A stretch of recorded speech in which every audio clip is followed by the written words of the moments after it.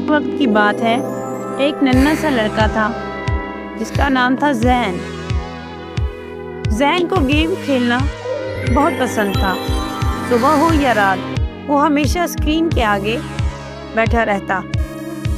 امی بلاتی، زین کھانا کھا لو، لیکن زین کہتا بس 5 منٹ اور وہ 5 منٹ گھنٹوں میں بدل جاتے۔ پھر ایک رات کچھ عجیب ہوا، اسکرین اچانک چمکی اور زین اندر کھینچ گیا۔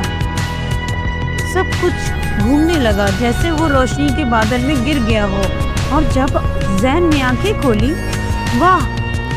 اس کے ارد گرد چمکتی عمارتیں، ہوا میں تیرتی روشنیوں کے پل اور نیچے بہتا ہوا ڈیٹا کا دریا۔ یہ کیا جگہ ہے؟ تب ایک آواز گونجی، خوش آمدید زین۔ آسمان سے ایک دیو ہیکل ڈیجیٹل ڈریگن اترا جس کی جلد روشنیوں سے بنی تھی اور آنکھیں سبز آگ کی طرح چمک رہی تھی۔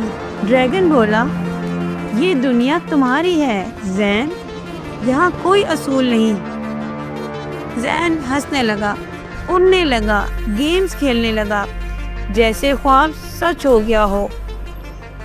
مگر جلد ہی سب کچھ بدلنے لگا اور سب روشنی مدھم ہو گئی۔ نہ ماں کی آواز، نہ دوستوں کی ہنسی، بس خاموشی اور ڈیجیٹل ہوا کی سائیں۔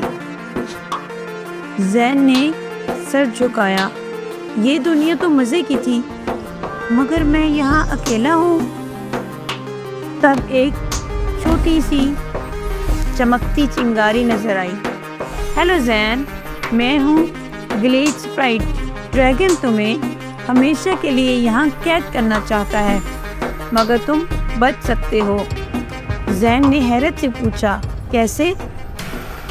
گلیچ اسپرائٹ بولا، یاد کرو اپنی اصلی دنیا، امی کی جھپی اور یادیں اس کے ارد گرد جگمگانے لگیں۔ دوستوں کی ہنسی کو سوچو اور یادیں اس کے ارد گرد جگمگانے لگیں، اور بارش کی خوشبو کو سوچنے لگا۔ جیسے جیسے زین نے یادیں سوچی، روشنی کے گولے اس کے ارد گرد جگمگانے لگے۔ ڈریگن چیخا، تم کہیں نہیں جا سکتے۔ زین نے سینہ تان کر کہا، میں قید نہیں رہوں گا، یہ میری زندگی ہے۔ اب تینوں یادوں کی روشنی اکٹھی ہو گئی اور ڈریگن غائب ہو گیا۔